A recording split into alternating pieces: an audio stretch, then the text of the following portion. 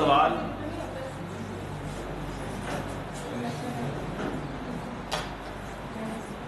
कोई सवाल है तो बताइए। नहीं?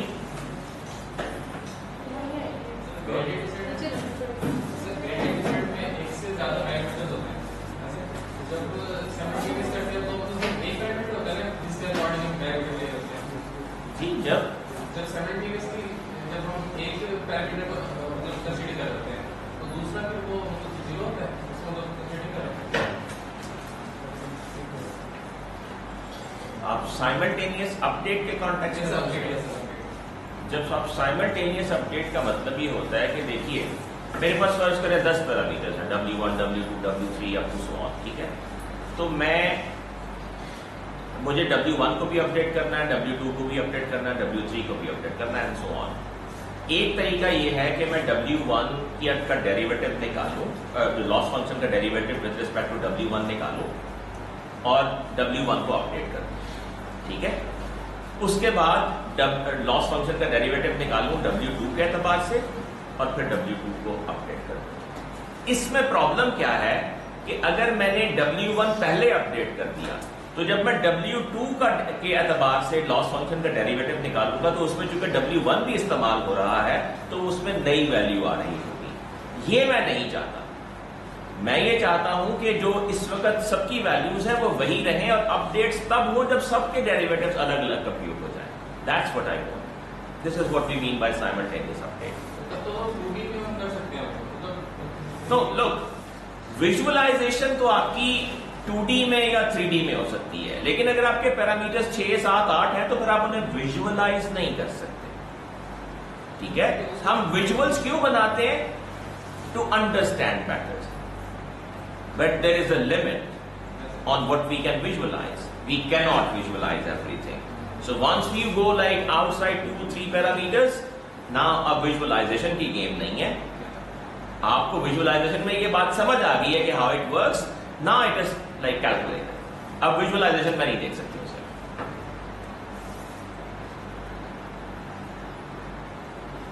Okay. So we are now beginning with the second week of the course. That's about linear regression with multiple variables. So अभी तक हमने जो linear regression इस्तेमाल किया है वो एक पैरामीटर के साथ था, राइट?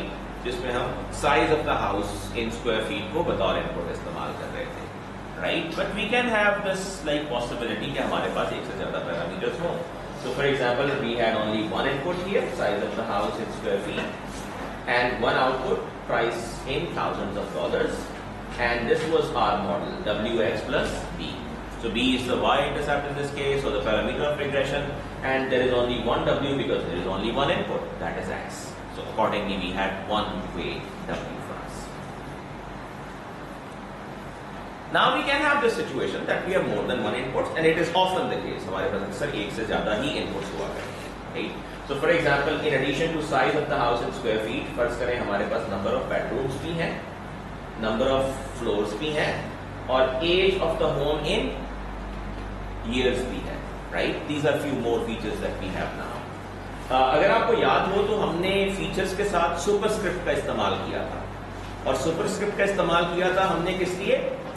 ट्रेनिंग एग्जाम्पल नंबर को इंडिकेट करने के लिए कि ये पहली ट्रेनिंग एग्जाम्पल है, दूसरी है, तीसरी है, या so on so fourth, right?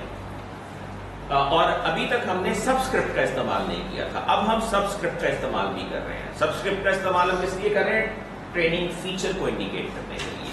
So this is first feature indicated by 1. This is x2 second feature, x3 third feature, and x4 fourth feature, right?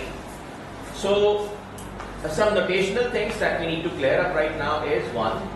अब आपको अगर एक पर्टिकुलर फीचर को इंडिकेट करना है तो आप xj से इंडिकेट कर सकते हैं, where j could be 1, 2, 3 और 4 in this case, right? इसी तरीके से हमने एक वेरिएबल m का इस्तेमाल पहले किया था। m किस लिए इस्तेमाल किया था हमने? Number of training examples के लिए, right? Now we are also introducing another variable that is say n, and n will indicate total number of features, जो कि इस केस में कितने हैं? 4, right? सो आप यूं कह लें कि नंबर ऑफ कॉलम्स n से रिप्रेजेंट हो जाएंगे और नंबर ऑफ रोज जो कि ट्रेनिंग एग्जांपल है वो m से रिप्रेजेंट हो जाएंगे, राइट?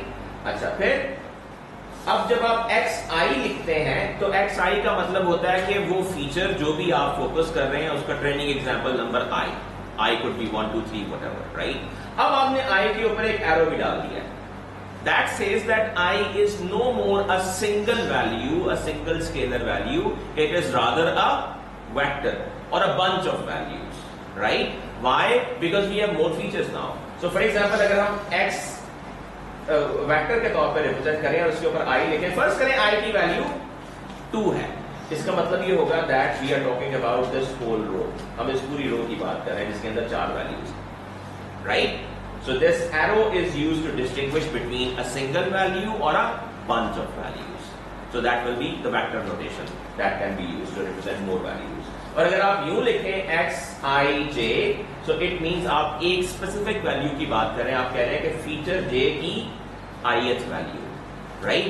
So first करें, अगर हम कहें कि हम तीसरे feature की दूसरी value देखना चाहते हैं, तो that means we are talking about x3 where j is 3 and i is 2, right? So अगर हम j3 लें और i2 लें तो the value is 2, right? यहां x सुपरस्क्रिप्ट 2 और सबस्क्रिप्ट 3 इस्तेमाल होगा। तो आप एक इंडिविजुअल वैल्यू को अब अगर लोकेट करना चाहते हैं तो आपको दोनों सुपरस्क्रिप्ट और सबस्क्रिप्ट का इस्तेमाल करना पड़ेगा, जहां सबस्क्रिप्ट फीचर नंबर को और सुपरस्क्रिप्ट ट्रेनिंग एग्जाम्पल नंबर को इंडिकेट करते हैं, राइट? Let's move on. अब अकॉर्डिंगली हमारा मॉडल भी चेंज हो जाएगा। प्रीवियसली अगर हमारा मॉडल सिर्फ ये था wx प्लस b, क्योंकि एक ही वेरिएबल था, अब चूंकि 4 वेरिएबल है तो हमारा मॉडल क्या बन जाएगा? w1x1 w2x2 w3x3 plus w4x4 plus b। So b तो एक ही रहेगा, no matter how many variables do you get, y intercept will remain the same, क्योंकि आप एक लीनियर मॉडल की बात कर रहे हैं अभी तक, लेकिन आपके पास जितने फीचर्स होंगे उतने ही वेट्स भी आपको उसके अंदर अकोमोडेट करने होंगे, राइट?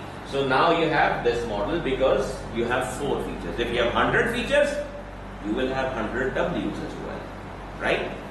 Okay. Now specifically अगर हम इसको exemplify करें तो basically इसका क्या मतलब है? यानी हम कह रहे हैं कि x1 जो था वो indicate कर रहा था size of the house in square feet, right? So there will be a coefficient associated with the size of the house. For example, say 0.1, right? इसका मतलब क्या है कि जो हर square feet of the house है वो घर की प्राइस में 0.1 टाइम्स कंट्रीब्यूट करता है, राइट? अच्छा, फर्स्ट करें कि जो नंबर ऑफ बेडरूम्स है जिसको हमने x2 से रिप्रेजेंट किया है, हमने उसको 4 से मल्टीप्लाई किया हुआ है, उसका कोएफिशिएंट हमने 4 रखा हुआ है फॉर एग्जांपल, राइट? इसका मतलब 4 का मतलब क्या है? इसका मतलब यह है कि एक बेडरूम के अगेंस्ट आप 4 टाइम्स वैल्यू उसकी बढ़ाते हैं, ठीक है? अच्छा, फिर आपने नंबर ऑफ फ्लोर्स रखे हुए हैं, नंबर ऑफ फ्लोर्स x3 में है और आपने इसको 10 से मल्टीप्लाई किया हुआ है, इसका वेट आपने 10 रखा हुआ है फॉर एग्जांपल। इसका मतलब क्या है कि नंबर ऑफ फ्लोर्स जो हैं उनकी सिग्निफिकेंस और ज्यादा है, ठीक है? घर में अगर एक फ्लोर एक्स्ट्रा हो जाए तो वो कीमत में काफी ज्यादा कंट्रीब्यूट करता है, ठीक है? सिमिलरली आपने ईयर्स जो हैं उसको आपने कोएफिशिएंट दिया हुआ है -2, तो आप यूं कहते हैं कि घर जैसे जैसे पुराना होता जाता है उसकी वैल्यू में कमी आती जाती है, राइट? और आपने प्लस 80 रखा हुआ है as b, so b is not like getting multiplied with any variable, तो आप कहते हैं कि b को आप यूं ले लें जैसे ये घर की बेस प्राइस है, कि कोई भी घर जो है वो 80 से शुरू होता है और उसके बाद जो जो उसके फैक्टर्स हैं उसके मुताबिक उसकी प्राइस में कमी या ज्यादती अकॉर्डिंगली हम कर रहे होते हैं, राइट? सो ये एक सिर्फ एग्जाम्पल है जिसके अंदर हम ये डेमोन्स्ट्रेट करने की कोशिश कर रहे हैं कि एक पर्टिकुलर फीचर और उसके वेट का मतलब क्या होता है। बाकी मशीन लर्निंग का बेसिक ऑब्जेक्टिव यही था कि हमने इन वेट्स को लर्न करना है, हमने देखना है कि इसमें से किस फीचर को कौन सा वेट देना है, और ये काम हम ग्रेडियंट डिसेंट को इस्तेमाल करते हुए करते हैं, right? So the model becomes this in sum total w1x1 plus w2x2 plus so on plus wnxn if you have n features plus b. So that is the general demonstration of the model. Okay. अब for the sake of computation हम अपने problem को थोड़ा सा rearrange कर लेते हैं या रीऑर्गेनाइज कर लेते हैं यूं कि हमारे लिए ये कैलकुलेशंस या कंप्यूटेशंस ज्यादा आसान और ज्यादा टेंजिबल हो जाए, right? So again we start with this model. यहां पे हम ये कह रहे हैं कि b एक सिंगल वैल्यू है, लेकिन w भी एक वेक्टर है और x भी एक वेक्टर है, क्योंकि x में भी मल्टीपल वैल्यूज हैं और w में भी मल्टीपल वैल्यूज हैं। इनफैक्ट हम यूं कह सकते हैं कि जितनी वैल्यूज x में है उतनी ही वैल्यूज w में है, right? Okay, so the w is the the vector of weights, so it's w1 w2 w3 so on wn जितने भी हैं, right? और b is simply a number, right? And x is also a vector of like the features x1 x2 x3 so on xn, right? okay, और ये equation हमारे सामने expressive form के अंदर लिखी हुई है, ठीक है? अब इसको हम शॉर्ट फॉर्म में कैसे लिखते हैं? इस पूरी इक्वेशन को हम शॉर्ट फॉर्म में कैसे लिखते हैं? हम इसको लिखते हैं that this equation which is like this, f of x on w and b, where like x is also a vector, w is also a vector, is equal to the dot product of the vectors w and x plus b. हम इसको लिख रहे हैं dot product of the vector w and vector x plus b, right? अब dot product का मतलब क्या है? आप अगर दो वेक्टर्स लें, एक वेक्टर w और एक वेक्टर x, इसके डॉट प्रोडक्ट का मतलब क्या है? देखिए, ये वेक्टर w है और ये वेक्टर x है।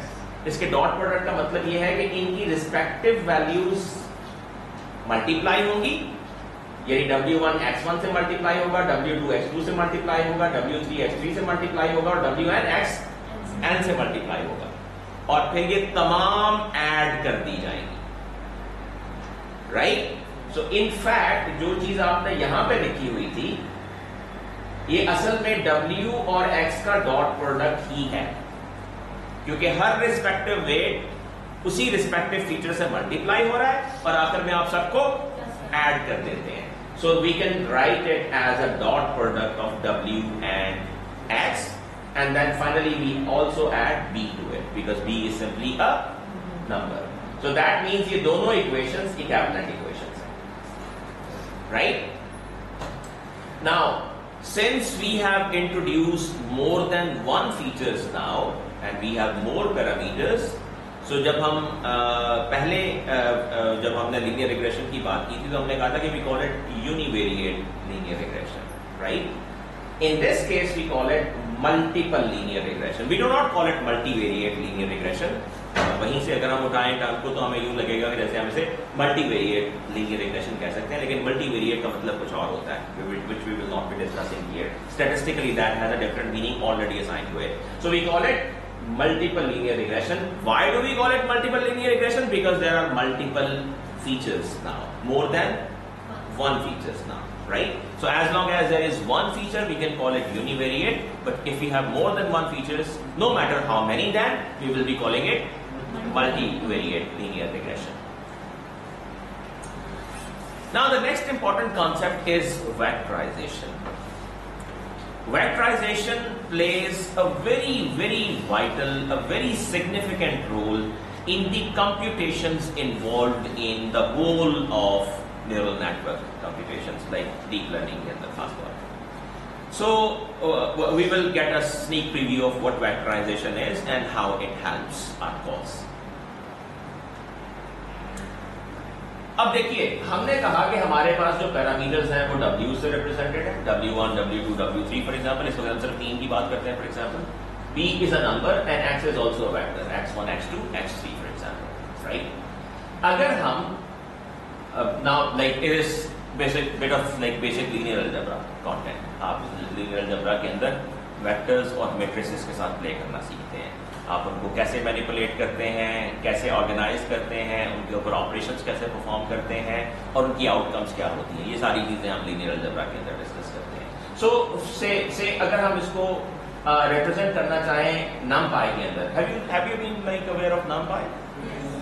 So NumPy is like called numerical Python library. It is the most famous Python library for numerical operations, a very fast and robust library as well, right? And you can also say it is one of the most used libraries in Python as well. Right, alongside for example pandas. pandas का इस्तेमाल data handling के अतबार से बहुत ज़्यादा है, numerical computations के लिए numpy का इस्तेमाल बहुत ज़्यादा है, और जो जनरल मशीन लर्निंग है उसके लिए sklearn या scikit-learn का इस्तेमाल बहुत ज़्यादा है। और जब आप डीप लर्निंग पे जाते हैं तो फिर आपके पास दो बड़ी लाइब्रेरीज हैं पाइथन के अंदर, one is called PyTorch and the other is called TensorFlow, right. जो नोटेशन इस कोर्स के अंदर इस्तेमाल हो रही होगी वो बेसिकली TensorFlow को इस्तेमाल करते हुए हम कर रहे हैं, राइट। सो हम NumPy को इस्तेमाल करते हुए इनको बतौर एरेज रिप्रेजेंट कर देते हैं। हम कहते हैं W which is a vector of weights is NP। आप आमतौर पे NumPy को इंपोर्ट करें तो आप उसका एक निमोनिक रख लेते हैं। You usually write import NumPy as NP। इसका क्या मतलब होता है as NP का? सर फाइल को इंपोर्ट करें और उसके लिए फंक्शन जो है सबको असाइन करते हैं NP को किसी भी वेरिएबल में, राइट। अगर हम यूं ना लिखें, अगर हम लिखें import NumPy only तो क्या होगा? सो बेसिकली जब आप लिखते हैं import NumPy as NP तो इसका मतलब बिल्कुल वही होता है कि आप किसी का नेम रखते हैं, ठीक है। सो इट्स लाइक कि आप शकील को शक्कू कहना शुरू कर दें, राइट। और somebody says नहीं Shakku is not a good name, शक is good, right। So nickname आप कोई भी रख सकते हैं। अगर आप चाहें कि I want to import NumPy not as NP, I want to import NumPy as PN because I do everything in reverse order, that's all right, it's your choice, आप कोई भी निकनेम रख सकते हैं। So we usually import it as NP because that is for short for NumPy। So हम कहते हैं जी W is equal to NP.array। इसके अंदर ND array की एक क्लास है जिसको यूज करते हुए आप arrays क्रिएट कर सकते हैं, राइट। और उसके अंदर आप ये एक array क्रिएट कर रहे हैं जिसके अंदर आपने W1, W2 और W3 की वैल्यूज रखनी जो कि फर्स्ट करें हैं 1.0, 2.5 और -3.3, राइट। B चूंकि एक नंबर है आपने सिर्फ लिख दिया B is equal to 4, एक नॉर्मल वेरिएबल पाइथन में जैसे आप बनाते हैं, राइट। उसके बाद आपने एक और वेक्टर क्रिएट किया जो बेसिकली NumPy array के तौर पे अगेन आपने क्रिएट किया। You said x is equal to np.array और आपने तीन वैल्यूज x1, x2, x3 की भी फर्ज करें 10, 20 और 30 यहाँ पे। So you represented these variables using like NumPy and a simple variable in Python। और ये तो आप जानते ही हैं कि जो आपका काउंट है वो हमेशा 0 से शुरू होता है कंप्यूटर्स के अंदर, राइट। इंडेक्सेस 0 से शुरू होंगे। अच्छा, अब हम अगर इसको कंप्यूट करना चाहते हैं तो बेसिकली हमें क्या करना है, डॉट प्रोडक्ट लेना है। That is basically W1 into x1 plus W2 into x2 plus W3 into x3 plus B। तो हम यूं कर सकते हैं ना, W0 into x0 plus W1 into x1 plus W2 into x2 plus B, right. So basically हम यही करना चाहते हैं और हमने एक्सप्लिसिटली लिख के ये काम यहां पे कर लिया, right. This will compute out the dot product that we desired and we will have the desired number that we want. Let's look at a variant of it. हम ऊपर जाते हैं, हम कहते हैं कि बेसिकली हम कर क्या रहे हैं कि इन दोनों को मल्टीप्लाई करके इनका सम कर रहे हैं। हम दोनों को मल्टीप्लाई करके उनका सम कर रहे हैं। तो ये काम लूप के अंदर भी तो किया जा सकता है। मिसाल के तौर पे यहाँ तो सिर्फ ये 3 वैल्यूज थी, अगर ये वैल्यूज 50 हो जाए तो हम ये 50 बार लिखेंगे, right. So we can do it using a loop as well, right. So हम लूप में क्या करेंगे, हम एक फॉर एग्जांपल सम वेरिएबल ले लेते हैं f is equal to 0 और हम लिखते हैं for j in range 0 to n। हम 0 से शुरू करते हैं, n represents the total number of values in it। तो जितनी वैल्यूज हैं आपके पास, और आप क्या करते हैं, f is equal to f plus wj into xj। आप respective values of w's and x's को मल्टीप्लाई करते हैं और उनका सम f में इकट्ठा करते जाते हैं। तो और जब ये सारी n की n वैल्यूज का सम आपके पास इकट्ठा हो जाता है तो आखिर में आप उसमें b भी ऐड कर देते हैं, राइट। तो अगर मैं ये कहूं कि ये वाला कोड और ये वाला कोड एक ही काम कर रहे हैं तो क्या आप एग्री करेंगे? Yes, they are doing the same thing, right. And आप इसमें से किस कोड को बेहतर करार देंगे? लूप वाले कोड को। क्यों? क्योंकि उसमें ये जनरल सलाहियत है कि n की किसी भी वैल्यू के लिए वो कोड काम कर देगा, जबकि यहां ये जनरलिटी नहीं है। यहां पे जितनी वैल्यूज आपके पास हैं उतनी स्टेटमेंट्स आपको बाय हैंड ऐड करनी पड़ेगी। So this is a bad code, this is a better code, right? And then the next thing we do is, ये दोनों वर्जन जो हमने लिखे हैं, अगर से हम इसमें से एक को दूसरे से बेहतर कह रहे हैं, लेकिन ये दोनों नॉन वेक्टराइज्ड वर्जन्स हैं। अभी तक हमने ये डिफाइन नहीं किया कि वेक्टराइजेशन क्या है। We will define it shortly and we will also talk about it कि वेक्टराइजेशन क्यों बेहतर है, लेकिन ये दोनों वर्जन्स नॉन वेक्टराइज्ड हैं। अब हम एक और वर्जन देखते हैं जो कि वेक्टराइज्ड वर्जन है, and then we will define what vectorization is and how it is helping us. Now we write a vectorized version of it, right? And that is np dot wx।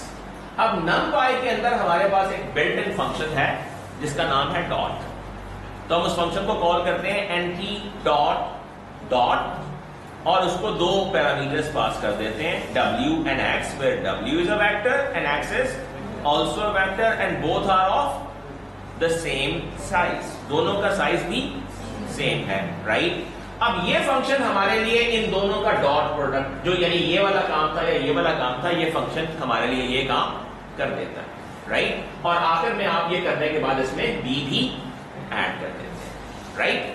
तो ये एक line के अंदर हम सारा काम कर रहे हैं। Now with a naked eye, if we say that okay, dot function is doing all this for you and we agree that this code and this code are doing the same thing, if you have to tell one thing which you think is better about this code, what would you say? Do you think there is anything better about it potentially compared to the previous code? For example, this loop 1 code, हम इसे loop 1 से compare कर लेते हैं। Now, like, okay, abstraction is there that we are using dots, so like we don't know how the thing is happening at the back end, right? But like as a developer, we can also think how it is happening. मतलब काम तो करना पड़ेगा ना, ऐसा तो नहीं हो सकता कि हम मल्टीप्लिकेशन और एडिशन ना करें और काम हो जाए, वो तो पीछे होगा ही। कैसे हो रहा है ये हमें नहीं मालूम, तो चलिए ये एब्स्ट्रैक्शन हम कह देते हैं, राइट? बट असल में हम वेक्टराइजेशन से जो एडवांटेज लेना चाहते हैं वो स्पीड अप का एडवांटेज है, वो स्पीड अप का एडवांटेज है, एब्स्ट्रैक्शन का नहीं। If we get abstraction fair enough, but we want speed up, right? सादा लफ्जों में तो आपको वही मल्टीप्लिकेशंस और वही एडिशंस करनी है और उसमें बज़ाहिर उतना ही वक्त लगना चाहिए, लेकिन वेक्टराइजेशन इस काम को फास्ट कैसे कर सकती है? वेक्टराइजेशन इस काम को फास्ट क्यों कर सकती है कि वो आपके सिस्टम में मौजूद पैरेलल हार्डवेयर का एडवांटेज ले सकती है। इफ यू सी, तो आपके कंप्यूटर्स में अब एक से ज्यादा सीपीयूज होते हैं।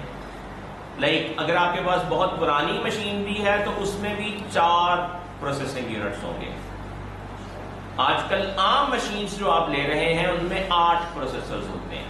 For example, this machine is like even I guess it's 5 to 6 years old and it has 8 processors in it. So it's like pretty pervasive now, right? So like there are 4 physical and like 8 logical processors in that, right? Okay. इसके अलावा अब आपके computers के अंदर एक और processing unit का इजाफा हो गया है जो कि बहुत सारे सिस्टम्स में ऑप्शनली मौजूद होता है, जिसको हम कहते हैं जीपीयू, ग्राफिक्स प्रोसेसिंग यूनिट, ठीक है? अब जीपीयूज बेसिकली क्या करते हैं? जीपीयूज ये कहते हैं कि आपको इतने बड़े बड़े प्रोसेसर थोड़े बहुत लगाने की जरूरत नहीं है। आप यूं करें कि कुछ डेटा लेवल पैरेललिज्म का एडवांटेज अगर आप लेना चाहते हैं। आपने पैरेलल कंप्यूटिंग पढ़ी? ओके, सो अगर आप पैरेललिज्म का एडवांटेज लेना चाहते हैं कि इन पैरेलल आप मल्टीपल चीजें करना चाहते हैं, थोड़ा बहुत आपने शायद ओएस के अंदर इसके बारे में पढ़ा होगा, थ्रेड्स के बारे में जो आपने पढ़ा होगा। अगर आप डेटा लेवल पैरेललिज्म का एडवांटेज लेना चाहते हैं तो बहुत सारे छोटे छोटे प्रोसेसर्स लगा दें। सो अब आपको जो जीपीयूज मिलते हैं, इवन जो आपकी नोटबुक्स के अंदर भी जीपीयूज हैं, उनमें 3, 4, 5, 600 प्रोसेसर्स होते हैं। हाँ, उनका क्लॉक कम होता है, 300, 400, 500 मेगाहर्ट्ज का क्लॉक होता है, जैसे पेंटियम 2 का होता था किसी जमाने में। सो आपके पास यूं समझ लें कि पेंटियम 2 की स्पीड के 500 प्रोसेसर्स आपके जीपीयू के अंदर काम कर रहे हैं, राइट? सो numpy बुनियादी तौर पर ये एडवांटेज इस्तेमाल करती है सिस्टम के अंदर कि अगर पैरेलल हार्डवेयर अवेलेबल है तो वो अपने टास्क्स को उनके ऊपर डिस्ट्रीब्यूट करके पैरेलल में एग्जीक्यूट करवा लेती है, राइट? तो काम वही है, अब बजाय कि वो सीक्वेंस में हो एक लाइक प्रोसेसिंग यूनिट के ऊपर, वो डिस्ट्रीब्यूट करके across multiple like processing units उसको parallel, that is what vectorization is. So this is how it is going to be now. आप फर्ज करें कि ये काम आप लूप में कर रहे हैं, ठीक है, और फर्ज करें कि आपके पास 0 से लेकर आप 16 तक जा रहे हैं, आपको लाइक 15 कंप्यूटेशन या 16 कंप्यूटेशन करनी है. T0 पे क्या होगा? W0 X0 मल्टीप्लाई हुए F में ऐड हो गए. अगली बारी में क्या होगा? W1 X1 मल्टीप्लाई हुए और F में ऐड हो गए. So on so forth, और 15th पे जाके आप W15 और X15 को ऐड करेंगे और F में ऐड कर देंगे, राइट? ये 16 स्टेप्स हैं, 0 से लेके 15 तक ये 16 स्टेप्स हैं जो टाइम विंडो में एक एक करके हो रहे हैं. अगर इसी को हम पैरेलल में कर लें, हमारे पास फर्ज करें काफी सारा पैरेलल हार्डवेयर अवेलेबल है, हमारे पास हमारे सिस्टम में जीपीयू लगा हुआ है, ठीक है. प्रॉब्लम यह है कि अगर आपके सिस्टम में पैरेलल हार्डवेयर मौजूद है, इसका बाय डिफॉल्ट ये मतलब नहीं होता कि आपका सिस्टम फास्ट बिहेव करेगा. फास्ट बिहेव करने का आपको बेनिफिट या फ्रूट सिर्फ उस सूरत में मिल सकता है अगर सॉफ्टवेयर इस बात का एडवांटेज ले सकता हो. अगर सॉफ्टवेयर पैरेललाइजेशन का एडवांटेज लेने के लिए नहीं लिखा गया, सीक्वेंशियली एग्जीक्यूट करने के लिए लिखा हुआ है, तो वो पैरेललाइजेशन का एडवांटेज नहीं लेगा. इसका मतलब क्या होगा कि एक प्रोसेसर के ऊपर आपका कोड चल रहा है, बाकी प्रोसेसर कुछ और काम है तो कर रहे हैं, वरना फारिग है. आपने अक्रॉस मल्टीपल प्रोसेसर्स उसको डिस्ट्रीब्यूट नहीं किया क्योंकि आपने सॉफ्टवेयर के अंदर ये इस्तेदाद पैदा नहीं की. numpy बाय डिफॉल्ट इंप्लीमेंट इस तरीके से की गई है कि वो पहले ये चेक करती है is there parallel hardware available, if there is I will use it. So how it does that? It says first करें इसको इतने सारे प्रोसेसर्स मिल जाते हैं. जैसे मैंने कहा कि जीपीयूज के अंदर तो आपके पास सैकड़ों प्रोसेसर्स होते हैं, राइट? तो ये व्हाट इट डज इज कि ये इन टास्क्स को पैरेलल में कर लेती है. It says that okay, there is somebody doing W0 into X0, there is somebody doing X1 W1 into X1, there is another body doing X2 W2 X2, and so on and so forth, and there is a 15th processor doing W15 into X15. अब एक time step के अंदर आपने जो कि इसको across processors distribute कर लिया, you did it all at once. और जब ये सारा कुछ हो गया उसके बाद आपने क्या किया? आपने मल्टीपल प्रोसेसर्स को फिर इस्तेमाल किया कि ये जो प्रोडक्ट आ गया अब आपके पास, ये जो प्रोडक्ट आया है इनको यूं ऐड कर लें. Again you will be using multiple processors to do this. That is why. So that means कि बुनियादी लॉजिक कोड की चेंज नहीं होती. आपको मल्टीप्लिकेशंस भी करनी है और आपको एडिशंस भी करनी है, लेकिन सिर्फ एडवांटेज आप किस चीज का ले रहे हैं? सिस्टम के अंदर मौजूद पैरेललिज्म का. अब इससे फर्क कितना पड़ता है? Sometimes it can make a difference of thousands of times. आप जब डेटा सेट्स के साथ प्ले करते हैं, आप वेक्टराइज्ड और नॉन वेक्टराइज्ड कोड जब एग्जीक्यूट करते हैं, मसलन आपके पास 10, 20, 30, 40, 50 हजार वैल्यूज हैं जिनके साथ आपने कुछ करना है, ठीक है, तो ये थाउजेंड्स ऑफ टाइम्स का फर्क डालती है आपके स्पीड के अंदर, right? So it is not something which can be taken for the granted. Vectorization is a serious advantage and it matters a great deal once we are dealing with big data sets. छोटा सा data set है, then it's all right if you're not doing it like that. So like it is possible कि आप कोई operation numpy के बगैर implement कर सकते हो, right? And you might feel tempted to do that, but if you're doing the same thing with numpy, it is going to make a huge difference. So it's not just that कि numpy कुछ चीजें आपको built in provide कर देती है, it also makes them extremely fast. There is also one thing about Python. आपने analysis of algorithm पढ़ा होगा? Analysis of algorithm, right? So you would have like talked about the computational complexity and things like that, right? So basically, अगर आप like Python को